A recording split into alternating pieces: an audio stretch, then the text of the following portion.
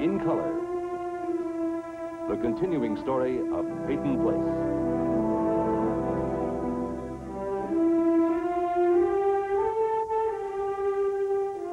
Starring Dorothy Malone as Constance Mackenzie, Ed Nelson as Michael Rossi, Ryan O'Neill as Rodney Harrington, Barbara Parkins as Betty Anderson, Tim O'Connor as Elliot Carson, Christopher Connolly as Norman Harrington, Patricia Morrow as Rita Harrington, James Douglas as Stephen Cord. Peyton Place.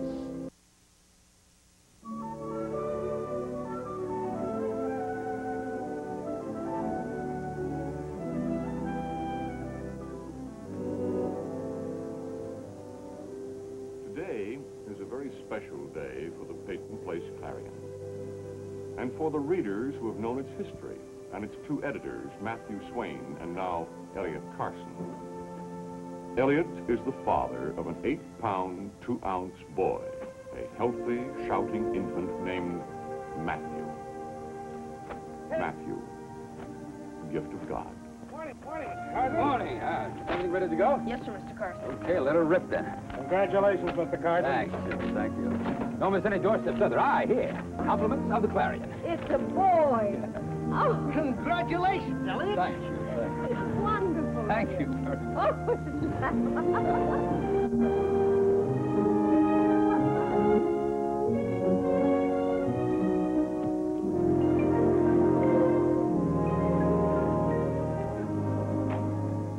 Hey, Steve. Betty, I just had to give you one of these things, compliments of the Clarion. What are you doing at work today? Today, Mr. Cord, the Clarion has something to sound off about. Ah, the publisher and the editor of the Peyton Place Clarion, Mr. Elliot Carson, takes full advantage of his position to announce that his beautiful wife, Mrs. Constance Carson, has made him the proudest man in the world, Monday, September 19th, 10:05 p.m. Eastern Daylight Savings Time, a day to remember, by presenting him with an 8-pound, 2-ounce son, Matthew Carson. Let's see, what was that statute about using a public communications medium for private Oh, announcement? come on. I don't know. But when I told Connie what I was going to do, she said, I'm glad you run a newspaper and not a munitions factory. And you know something? I think she's right, because I feel like just shouting it out to the world. Hey, well! What was it? It's a boy. It's a boy. How's Connie? Oh, you know, she's anxious to get home and all. I want to thank you very much again for everything you did while I was away. Oh, I enjoyed it. Well, I won't forget it. I'll see you two. I've got to peddle my papers. So long, Ralph. Congratulations. Isn't it wonderful he can be so happy? Especially when you know what's eating away at him inside. Stephen, What's that? No. Then I'll say it. When I walk into court with Lee Weber today, he's not the only one who may have to go on trial. But that's the way it has to be. Darling, I'm with you. I know. And I know you didn't feel right about going out to see Mr. Peyton last night. I didn't feel right about asking you to. But we both know what he and my mother are really like now. And it's time to take off the gloves. Well, I did feel funny going, but... I mean, even though he's the way he is, I can't help feeling something for him. I just didn't like the idea of talking to him to try to find out what he's holding back. But that's the only reason he asked you to come see him, right? To pump you? To find out what I'm doing while I'm defending Lee Weber that will force him to show his hand once and for all? Stephen, are you going to call your mother to the stand? If I have to. What about Mr. Peyton? Betty, the only way I'll ever get the truth out of that old curmudgeon is to box him into a corner and beat it out of him. This is the first time I've ever had a club big enough to do the job. And I intend to swing it as hard as I can.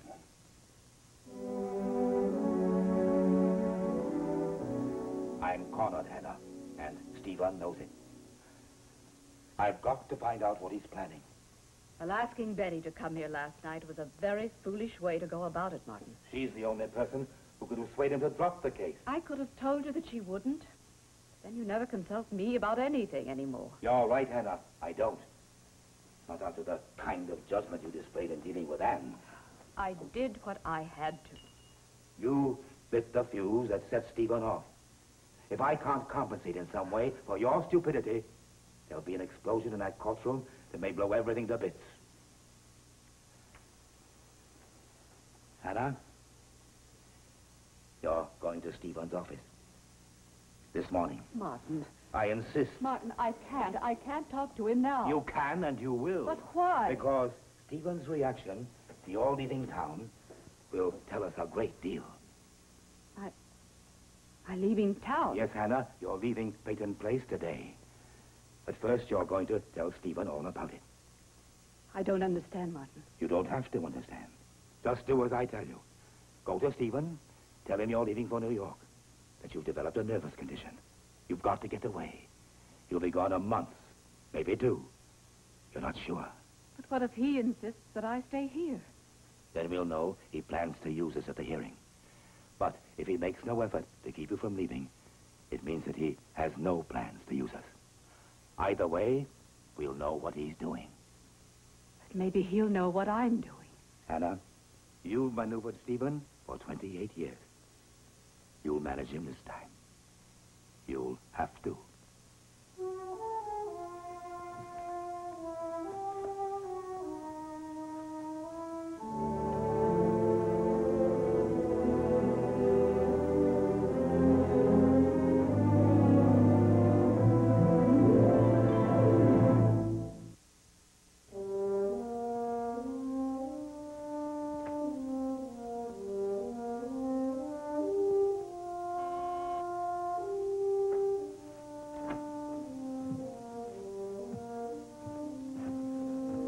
Yes. Mr. Cord, your mother's here to see you. Well, tell her to come in.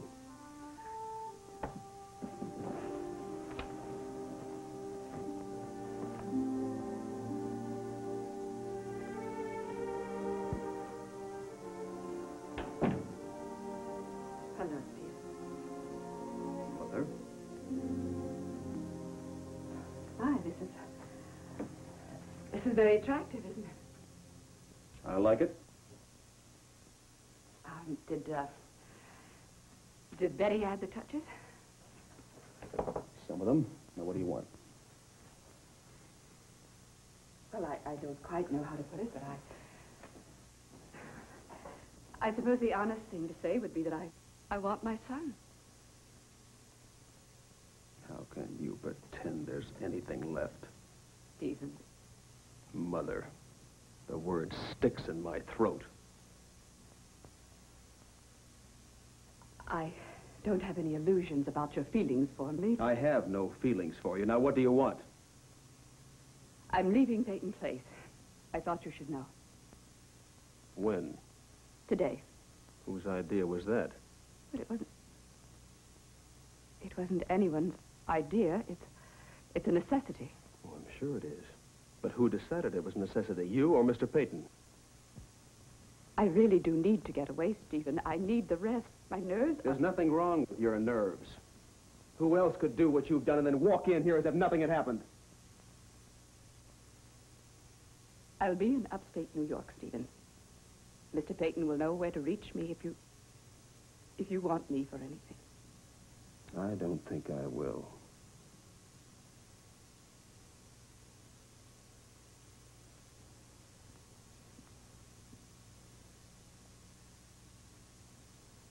Stephen, I love you. I used to lie in bed awake when I was little, wondering why you couldn't tell me that. And now I know. You just can't say it and mean it, can you? Stephen. Have a good trip.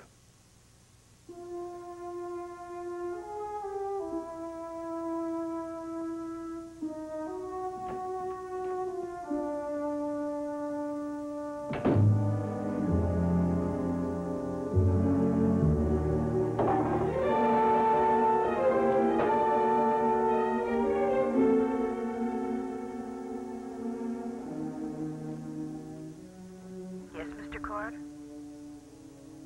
Mr. Cord? Will you place a call to the county clerk, please. Yes, sir. And Miss Nolan, please stay on the line. I want you to take a few notes. Yes, sir. Law school's difficult under any circumstances. I admire you, Chris. Why, Mr. Fowler? Because I'm blind? No, because you're second in your class. What can you tell me about your brother? I guess you found out enough about Lee. I'm sure you prepared your case. You do have a close relationship with him, don't you? Yes, I did have, yes. You mean until he was arrested? In a way, but the fact is he is the only family I've got. So naturally you're hoping to see him go free. Naturally. It would be strange if I felt any other way about my own brother, wouldn't it? Well, it depends on whether you think he's innocent or guilty. It's not up to me to decide that. No, but you know your brother. You know what he's capable of better than anyone. Yeah, I guess I do. Chris. I'm aware that your brother was responsible for your blindness. I should hate him for that. But he's all the family you've got. Right. That seems difficult for you to buy, Mr. Fowler, is it? No? But you are disappointed that I don't hate him for blinding me. Why would I be disappointed? Well, I know why you call me down here, Mr. Fowler. You do. You want to know if I would be a good witness for the prosecution.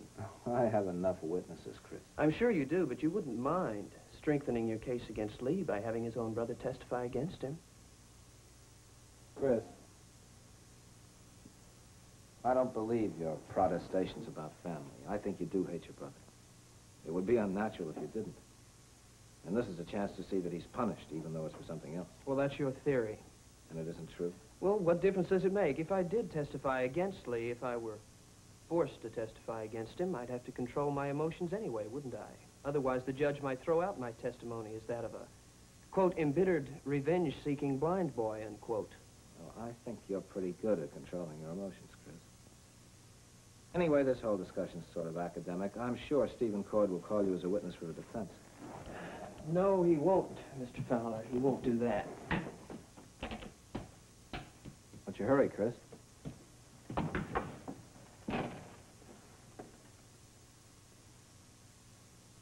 Are you going to subpoena me, Mr. Fowler?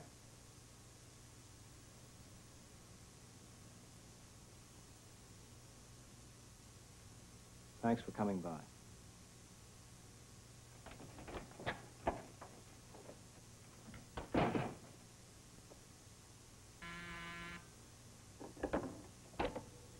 Yes? Who do you think Stephen Cord just asked the county clerk's office to have subpoenaed? I'll bite. Mrs. Hannah Cord.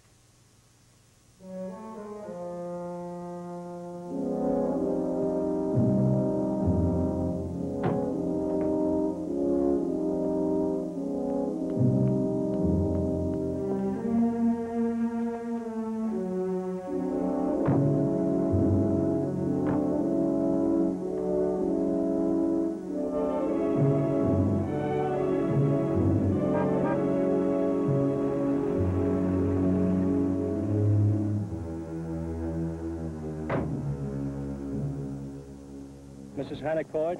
Yes? Subpoena.